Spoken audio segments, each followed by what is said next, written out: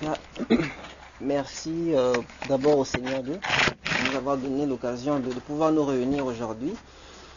Et je souhaiterais que ce matin, personne ne se prive de la grâce du Seigneur. Alors, je vais commencer cette prédication par une question, ou une série de questions.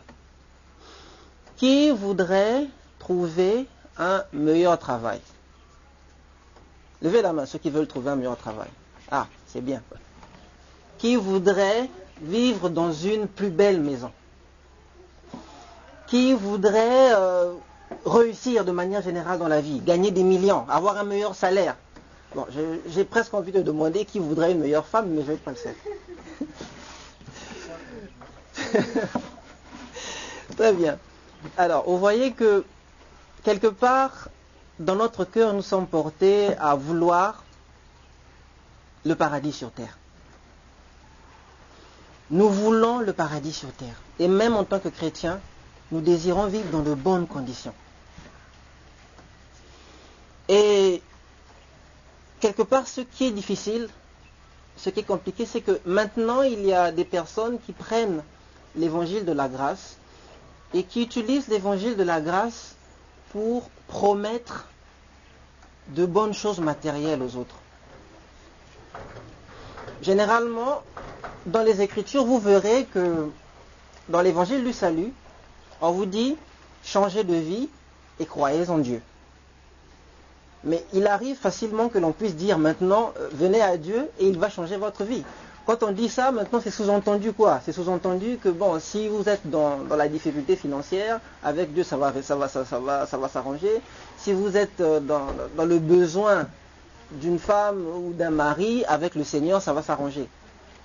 Et on se base pour ça sur des passages comme Luc 18, Luc 19, ou Matthieu 19, où Jésus dit que celui qui quittera père, mère, femme pour me suivre, recevra dans cette vie 100 fois plus, et dans la vie éternelle, et dans la vie à venir, la vie éternelle. Alors, lorsque je me penche sur les Écritures, lorsque je me penche dans l'enseignement de notre Seigneur Jésus, Jésus-Christ n'a promis le paradis qu'à une seule personne. Vous savez c'est qui? Il n'a promis le paradis qu'à une seule personne. C'était un homme qui était en train de mourir sur une croix. Il lui a dit, aujourd'hui, tu seras avec moi au paradis. Aujourd'hui, tu seras avec moi au paradis. Si vous voulez, on peut le regarder, c'est dans Luc 24. On le lit dans Luc 24. Non, Luc 23, excusez-moi. Luc 23.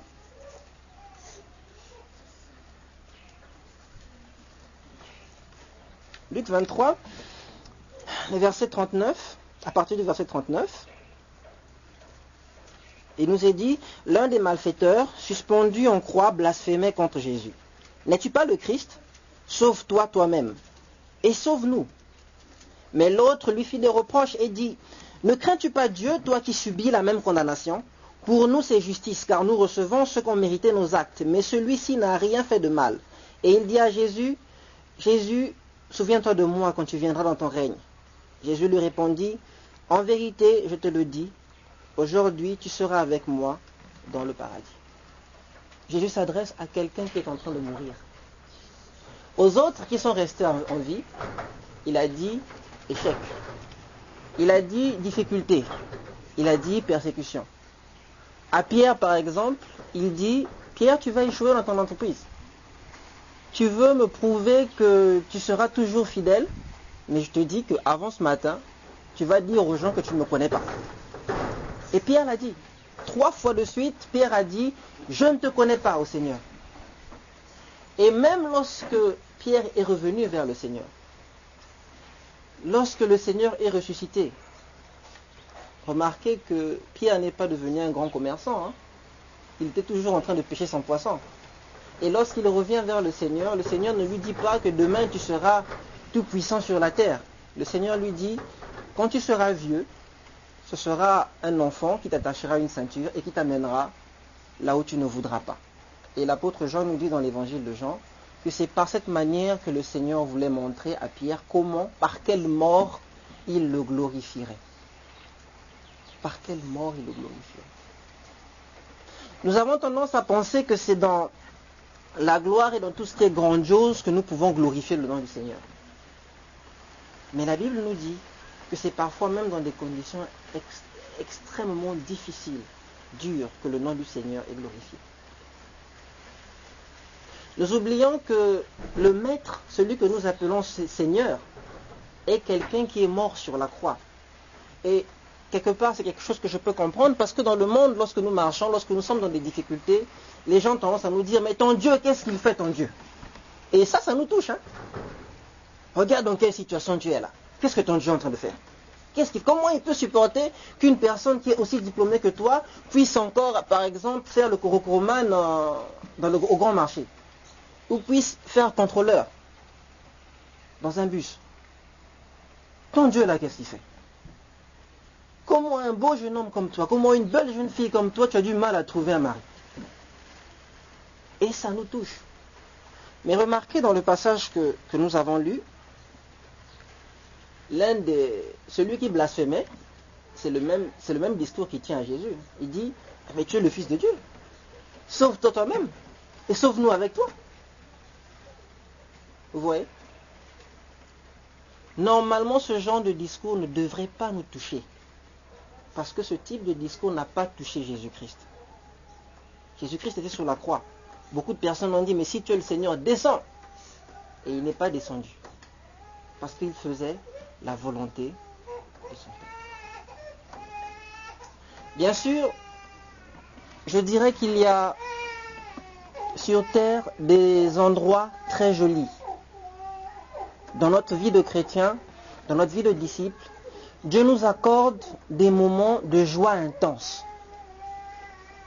Il nous accordera peut-être de nous retrouver dans des situations merveilleuses. Mais n'oublions pas, le paradis, ce n'est pas pour aujourd'hui. Le paradis, c'est pour demain. Nous aurons toute l'éternité pour être heureux auprès de Dieu. Si Dieu accorde à quelqu'un ici de se retrouver dans des endroits très beaux, qu'il se retrouve dans une situation de la plus confortable, qu'il n'oublie pas que cette situation n'est que temporaire, parce que lui, ce qu'il vise, c'est l'éternité avec le Seigneur. De la même manière, s'il y a une personne parmi nous qui se retrouve dans une grande difficulté, enfermée au fond d'un cachot, où il y a de l'eau, il y a des mares, il y a de l'eau stagnante et de la mauvaise odeur, qu'il se souvienne que cette situation est aussi une situation temporaire et qu'il vise l'éternité avec Dieu. Alors, ce matin, nous allons nous focaliser sur les situations difficiles, parce que la Bible nous dit que le malheur atteint beaucoup le juste. Le malheur atteint souvent le juste. On n'a pas dit que le malheur atteint une ou deux fois le juste, non, souvent. Donc, nous allons rencontrer souvent des difficultés. Alors, qu'est-ce que le Seigneur veut-il nous enseigner au travers des difficultés? Comment est-ce que les difficultés peuvent être pour nous maintenant l'occasion, non pas de tomber, mais au contraire, d'être élevé comme notre Seigneur a été élevé. Vous remarquez que le Seigneur Jésus a été élevé à la suite d'une grande difficulté. C'est quand il est mort sur la croix comme un bandit, enterré dans un tombeau, que 3 jours plus tard, le Seigneur l'a souverainement élevé. Nous sommes ses disciples. La Bible nous dit que pour un disciple, l'idéal c'est d'être comme son maître. Si la gloire de Dieu doit être manifestée, elle se manifestera en passant par des situations difficiles. Alors, comment en tant que disciples de Jésus-Christ, nous pouvons faire pour transformer ces situations difficiles que nous allons beaucoup rencontrer en des situations de gloire? Alors, nous allons ouvrir nos Bibles dans Daniel, dans le livre de Daniel. Daniel au chapitre 3.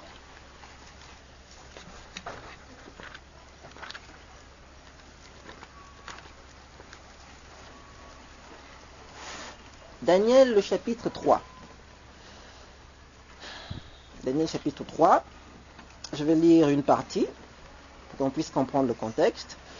Le roi Nabuchodonosor fit une statue d'or, haute de 60 coudées et large de 6 coudées. Il la dressa dans la vallée de Doura, dans la province de Babylone. Le roi Nabuchodonosor fit convoquer les satrapes, les intendants et les gouverneurs, les magistrats, les trésoriers, les juristes et les juges, et toutes les autorités des provinces, pour qu'ils se rendent à l'inauguration de la statue qu'avait dressée le roi Nabuchodonosor. Alors les satrapes, les intendants, les gouverneurs, les magistrats, les trésoriers, les juristes, les juges et toutes les autorités de la province s'assemblèrent pour l'inauguration de la statue qu'avait dressée le roi Nabuchodonosor. Ils se placèrent devant la statue qu'avait dressée le roi. Le crieur cria avec force: « Voici ce qu'on vous ordonne, peuple, nation, hommes de toute langue. Au moment où vous entendrez le son du cor, de la flûte, de la cithare, de la sambuc, du psaltérion, de la cornemuse et de toutes sortes d'instruments de musique, vous vous prosternerez et vous adorerez la statue d'or qu'a dressée le roi Nabuchodonosor. Quiconque ne se prosternera pas et n'adorera pas sera jeté à l'instant même au milieu d'une fournaise ardente. C'est pourquoi au moment où tous les peuples entendirent le son du cor, de la flûte, de la cithare, de la sambuc, du psaltérion et de toutes sortes d'instruments de musique, tout le peuple, les nations, les hommes et toutes langues se prosternèrent et adorèrent la statue d'or qu'avait dressée le roi Nabuchodonosor. À cette occasion, et dans le même temps, quelques Chaldéens s'approchèrent et accusèrent les Juifs. Ils prirent la parole et dirent au roi: « Ô roi Nabuchodonosor, vis à jamais. Roi, n'as-tu pas ordonné que tout homme qui entendrait le son de la musique devrait se prosterner et adorer la statue d'or que tu as dressée? N'as-tu pas ordonné que quiconque ne se prosternerait pas et n'adorerait pas cette statue serait jeté au milieu d'une fournaise ardente? Or, il y a des Juifs à qui tu as remis l'administration de la province de Babylone, Shadrach, Meshach et Abednego. Ces hommes ne tiennent aucun compte de ton ordre. Ô roi, ils ne servent pas tes dieux, ils n'adorent pas la statue d'or que tu as dressée. » Alors Nabuchodonosor, irrité et furieux, donna l'ordre d'amener Shadrach, Meshach et Abednego. Et ces hommes furent amenés devant le roi. Nabuchodonosor prit la parole et leur dit: « Est-ce de propos délibérés, Shadrach, Meshach et Abednego, que vous ne servez pas mes dieux et que vous n'adorez pas la statue d'or que j'ai dressée? Maintenant, tenez-vous prêts, et au moment où vous entendrez le son de la musique, vous vous prosternerez et vous adorerez la statue que j'ai faite. Si vous ne l'adorez pas, vous serez jeté à l'instant même au milieu d'une fournaise ardente. Et quel est le Dieu qui vous délivrera de ma main? » Shadrach, Meshach et Abednego répliquèrent au roi Nabuchodonosor: « Nous n'avons pas besoin de te répondre là-dessus. Si cela doit être notre Dieu que nous servons, peut nous délivrer. Il nous délivrera de la fournaise ardente et de ta main, ô roi. Sinon sache, ô roi, que nous ne servirons pas tes dieux et que nous n'adorerons pas la statue d'or que tu as dressée. » Alors le roi Nabuchodonosor fut rempli de fureur et l'aspect de son visage changea devant Shadrach, Meshach et Abednego. Il reprit la parole et ordonna de chauffer la fournaise 7 fois plus qu'il n'était habituel de la chauffer. Puis il commanda à quelques-uns plus vigoureux soldats de son armée de lier Shadrach, Meshach et Abednego et de les jeter dans la fournaise ardente. Ces hommes furent liés, revêtus de leurs habits, de leurs tuniques, de leurs manteaux et de leurs autres vêtements, et jetés au milieu de la fournaise ardente. À cause de l'ordre du roi qui était sévère, et parce que la fournaise était extraordinairement chauffée, la flamme tua les hommes qui étaient jetés, Shadrach, Meshach, Abednego. Et ces 3 hommes, Shadrach, Meshach, Abednego, tombèrent liés au milieu de la fournaise ardente. Voilà donc l'histoire de 3 jeunes gens qui, devant un ordre du roi, un roi, le roi de Babylone, qui avait dressé une statue, on suppose que c'est une statue de lui-même, il avait donc demandé à tout le monde d'adorer cette statue, au son de la musique. Mais parmi les responsables, il y avait des Juifs, ces 3 jeunes hommes, Shadrach, Meshach et Abednego, qui ne se sont pas inclinés devant la statue pour l'adorer. Parce qu'ils étaient des adorateurs du Seigneur. Alors le roi donc les appelle, quand le roi apprend qu'ils ont refusé d'adorer cette statue, et le roi les ordonne d'adorer la statue. Et eux, comme ils ne peuvent pas faire de compromis, ils refusent. Remarquez une chose, c'est que Dieu, qu'est-ce que je raconte? Le roi ne leur dit pas abandonnez l'adoration de Dieu pour adorer ma statue. On est bien d'accord là-dessus. Il leur dit, à côté de votre Dieu, je suis d'accord, adorez quand même ma statue. Généralement, nous, on s'attend à ce que le monde nous exige d'abandonner l'adoration de Dieu. Le monde ne nous exigera jamais ça. Ne vous attendez pas à ce que le monde vienne vous dire ou tu abandonnes ton église, ou tu abandonnes ton Seigneur Jésus, ou tu viens avec moi. Non, ce serait trop grossier. Il faut que le piège que le diable va nous tendre soit un piège qui soit capable de faire tomber même les enfants de Dieu. Il viendra et nous dira, tu peux garder ton Jésus, mais seulement à côté, accepte aussi de pécher contre l'Éternel. Et là-dessus, les trois jeunes ont été fermes. Ils ont été fermes. Ils ont dit, bon, roi, on n'a pas besoin de te répondre là-dessus. Sous-entendu, il arrive parfois dans certaines circonstances qu'on n'a pas besoin de discuter. Quand nous connaissons fermement la volonté de notre Dieu, nous n'avons pas besoin de discuter. Jésus sur la croix, lorsque les gens lui demandaient de descendre parce qu'il était le Fils de Dieu, il a cherché à discuter. Il n'a pas discuté du tout, il connaissait quelle était la volonté de Dieu. Alors ils ont dit, roi, nous n'avons pas besoin de te répondre là-dessus. Si notre Dieu peut nous sauver, il nous sauvera. Sinon, parce qu'il y a une partie là où ils disent sinon. Donc ils savent qu'il peut arriver que Dieu ne les délivre pas. Le problème c'est que quelque part nous sommes convaincus, quelque part que dans toutes les circonstances, Dieu nous délivrera toujours. Le Seigneur Jésus est bien mort sur la croix. N'oublions pas cela.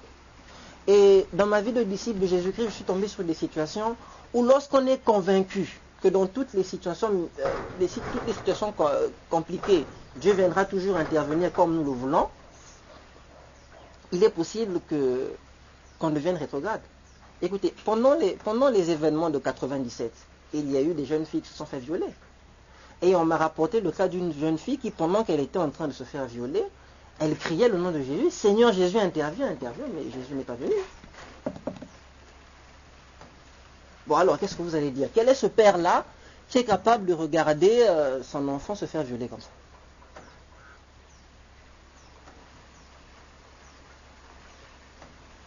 Donc, nous sommes ici devant des personnes qui savent qu'il peut arriver que Dieu agit, il fait ce qu'il veut.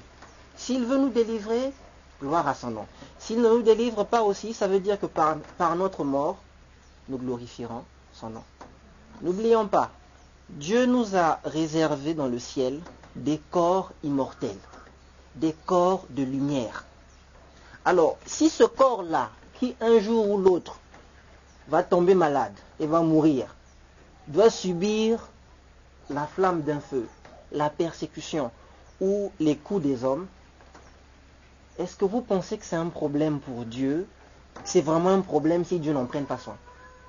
Ce corps-là va finir enterré 3 mètres sous le sol. Les asticots vont le dévorer. Il va pourrir un jour.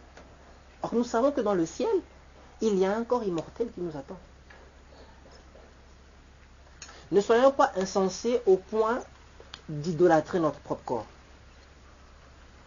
Paul dira que la mort m'est un gain. Je considère toutes ces choses comme étant de la boue pour l'excellence de la connaissance de Jésus-Christ. Donc le premier état d'esprit qui doit nous accompagner, c'est celui-là. C'est celui de ces 3 jeunes gens-là. Ils ne font aucun compromis. Ils ne sont pas prêts à discuter la parole de leur Dieu. Ils connaissent bien la parole de leur Dieu. Et ils savent que quel que soit ce que leur Dieu décidera, le nom de leur Seigneur sera toujours glorifié. Et devant cette réaction, le roi Nabuchodonosor se met en colère. Donc vous remarquez que même le fait de rester accroché à Dieu, ça ne préserve pas de la colère du monde. Nous, ce qu'on veut, c'est que quand on sera fidèle à Dieu, tout le monde va nous regarder et va dire « Ah, regardez, ils sont fidèles à Dieu. » Ah, non, ça ne se passe pas souvent comme ça. C'est au contraire, lorsque nous allons nous entêter à écouter Dieu, que le monde va s'en prendre à nous. Et qu'est-ce qui se passe? Qu'est-ce qu'on regarde? Qu'est-ce qu'on remarque dans la suite? Pour les punir, qu'est-ce qui se passe? Le roi Nabuchodonosor va les attacher. On va les lier. Et pour bien leur montrer qu'ils vont bien souffrir, on ne les jette pas nus dans la fournaise, on les met avec leurs habits. Donc, pour bien s'assurer que là, vous allez bien cuire, bien rôtir. Et il leur donne la fournaise, il leur donne à ce qu'on puisse chauffer la fournaise 7 fois plus. Et vous voyez qu'au moment où on les jette, même ceux qui devaient les jeter vont se faire consumer par ce feu-là. Il va arriver parfois que nous traversons des situations où ce sont des situations où tous ceux qui sont passés là avant nous ont péri. Des situations difficiles. Où on vous dira, ah, un tel a vécu ça. Voilà ce qu'il a fait. Un tel a vécu ça. Voilà ce qu'il a fait. Toi, tu penses que tu vas traverser cette situation-là sans tomber. Bon, pour ma part, j'entends souvent ce discours-là lorsqu'il s'agit de parler du mariage. On te dit que, oh, ton père a trompé sa femme. Tes deux grands frères n'ont jamais été fidèles. Et tu penses que toi là, qui viens à peine d'arriver là, tu seras fidèle à ta femme?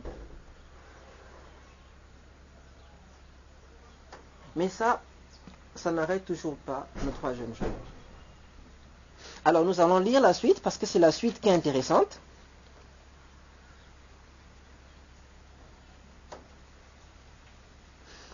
Et ces 3 jeunes gens, Shadrach, Meshach et Abed-Nego, tombèrent liés au milieu de la fournaise ardente.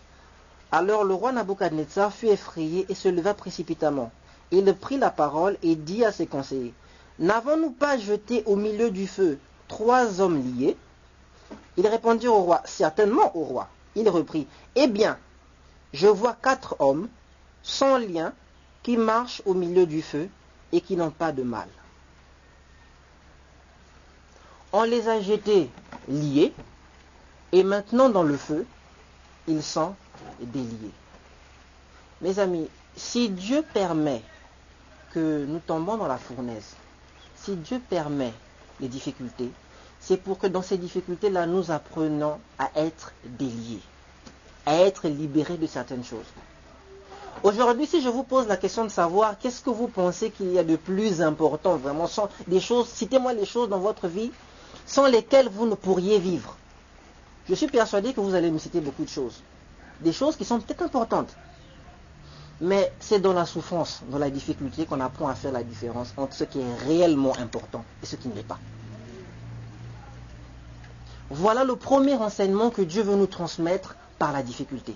Savoir discerner ce qui est important de ce qui ne l'est pas. Et pour des enfants de Dieu, c'est important. Savoir discerner ce qui est important, ce qui n'est pas. Être délivré. Voilà le premier enseignement. Alors lorsque nous traversons les difficultés, arrêtons-nous un moment et regardons pour voir de quoi est-ce que nous avons été délivrés dans ces difficultés-là. Il se peut parfois que c'est par rapport à un mauvais rapport avec l'argent.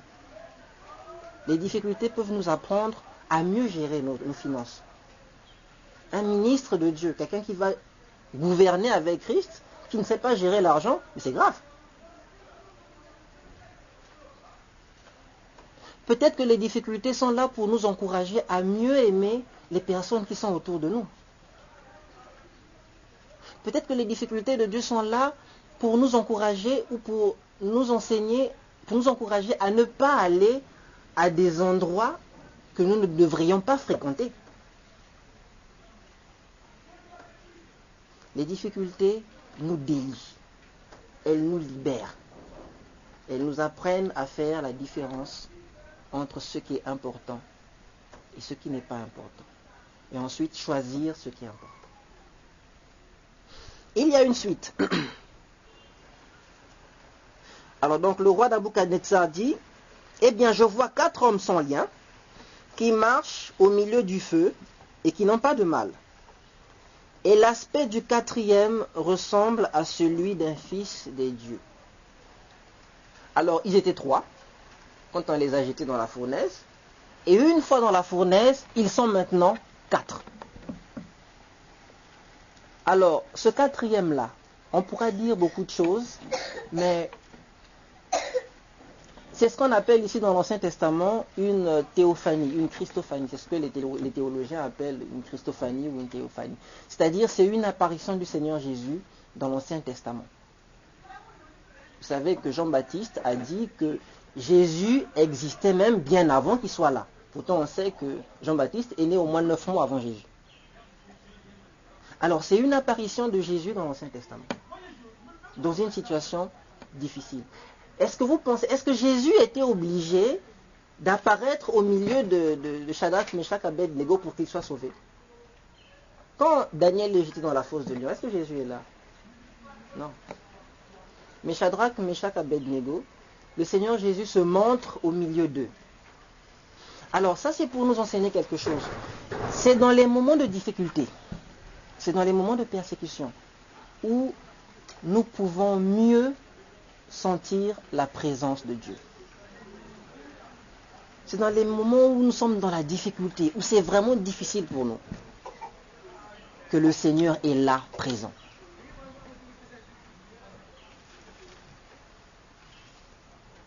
Alors, c'est assez difficile quand on traverse une situation compliquée de sentir la présence du Seigneur. Il y a des moments où on a tendance à se replier sur soi et puis de dire, mais Seigneur, pourquoi est-ce que tu m'as abandonné? Seigneur, mais où est-ce que tu es? Mais le simple fait de tourner les yeux comme ça vers Dieu, vous êtes déjà en train de chercher sa présence. C'est dans les moments de difficulté que Dieu est présent. Je ne sais pas si Shadrach, Meshach et Abed-Nego voyaient le Seigneur là où ils étaient. Mais ce qui est sûr, c'est qu'au même moment, il y avait un roi païen qui, de là où il était en train de voir un 4e qui avait la forme du Fils de Dieu. Alors n'oublions pas, dans nos moments difficiles, c'est dans la difficulté que le monde verra que nous appartenons réellement au Seigneur et que le Seigneur est vraiment au milieu de nous. Même si nous on ne le voit pas, même si nous on ne voit pas que Dieu est avec nous, qu'il nous accompagne. Mais le monde au moins le verra. Parce que je me souviens, plusieurs fois, j'ai eu à traverser des situations difficiles. Surtout quand je suis arrivé, j'ai eu du mal à trouver du travail. Je me suis retrouvé, par exemple, dans une maison à louer, je devais payer 15 000 francs de loyer. Je faisais un travail difficile, je travaillais du matin jusqu'à 22 heures pour 7 000 francs par mois. Alors, poser la question de savoir comment je faisais pour joindre les deux bouts, je ne sais pas comment répondre. C'était très difficile pour moi. Je me posais la question de savoir, mais est-ce que c'est vraiment Dieu qui m'a demandé de revenir? Mais j'étais loin d'imaginer que les personnes de la même parcelle que moi, que les personnes qui me regardaient au travail, se disaient, comment ce garçon l'a fait? Comment ce type l'a fait? Et quand ces personnes m'interrogeaient sur Dieu et tout, elles me voyaient répondre. Bon, personnellement, moi je répondais naturellement. Je répondais naturellement et tout. Parfois j'étais même un peu agacé. Mais j'étais loin de me rendre compte que ma manière de vivre allait influencer et allait toucher aussi profondément toutes ces personnes-là autour de moi. Et c'est en lisant ce passage que je me suis rendu compte que même si nous, on ne se rend pas compte dans nos situations difficiles que Dieu est avec nous, mais les païens autour de nous, en nous voyant réagir dans la difficulté, voient le Seigneur Jésus autour d'eux. Et c'est quand ils verront c'est quand ils voient le Seigneur Jésus comme ça agir dans nos vies, qu'ils sont poussés à l'adorer. On peut regarder dans la suite ce que le roi de Babylone fait. Puis Nabuchodonosor s'approcha de l'entrée de la fournaise ardente, prit la parole et dit à Shadrach, Meshach, Abed-Nego, serviteurs du Dieu très haut, sortez et venez. Et Shadrach, Meshach et Abed-Nego sortirent du milieu du feu. Là maintenant, ce n'est plus sa statue qu'il cherche à adorer. Là il dit maintenant, serviteurs du Dieu très haut. Les difficultés que le Seigneur nous envoie sont d'excellentes conditions d'évangélisation. Très souvent, nous ne voyons pas la difficulté comme étant une occasion d'évangéliser. Mais au contraire, les difficultés sont l'occasion de répandre le nom du Seigneur Jésus.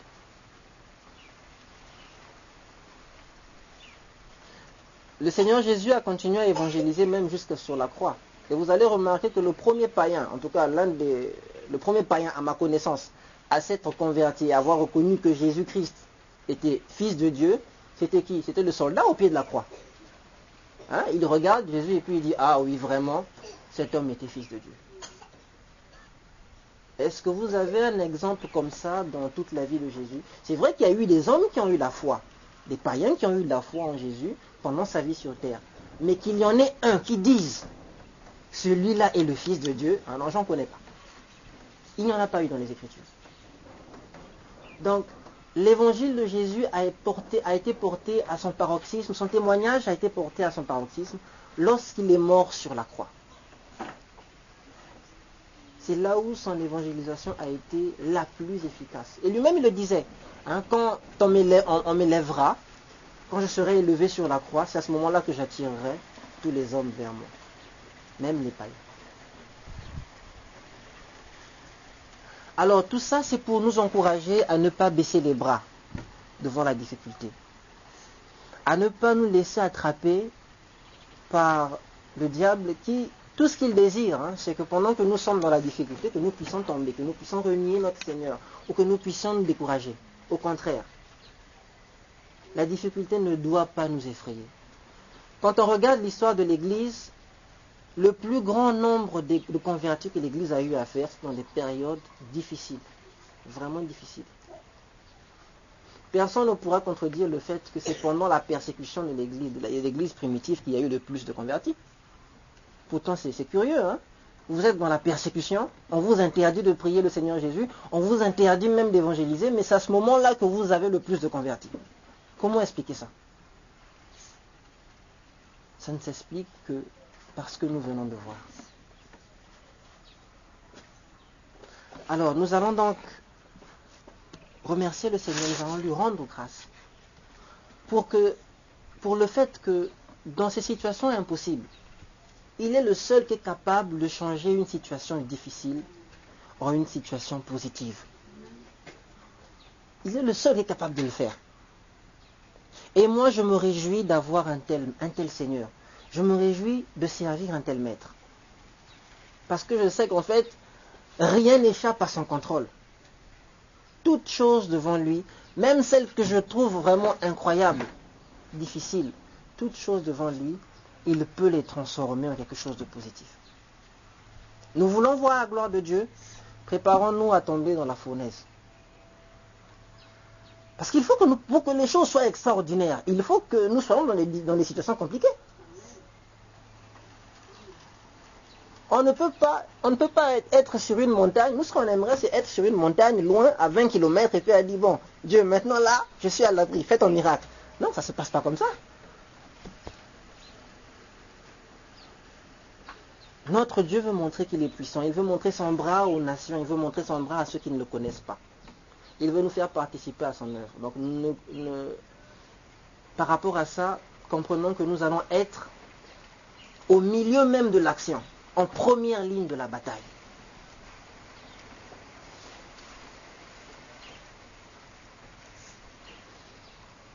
Alors, nous allons prier. Et nous allons remercier Dieu, nous allons remercier le Seigneur de tout ce qu'il nous accorde de positif, de sa manière d'agir, de son plan merveilleux, qui est toujours de nous sauver de la difficulté, de son plan merveilleux qui est de nous éduquer, même au travers de la difficulté. Nous allons le supplier aussi de faire en sorte que nous ne puissions pas l'oublier lorsque nous sommes dans des situations agréables, dans des situations confortables, parce que c'est ça la crainte que nous avons. Quand on est dans des situations confortables, généralement on se pose la question de savoir, mais est-ce que Seigneur, je ne vais pas t'oublier? Alors il est le seul à avoir la possibilité, le pouvoir de nous garder auprès de lui. Nous voulons juste prier. Seigneur Dieu Père éternel, nous voulons te remercier.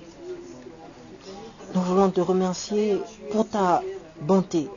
te remercier d'avoir déployé ainsi ta puissance et ta grandeur à notre égard.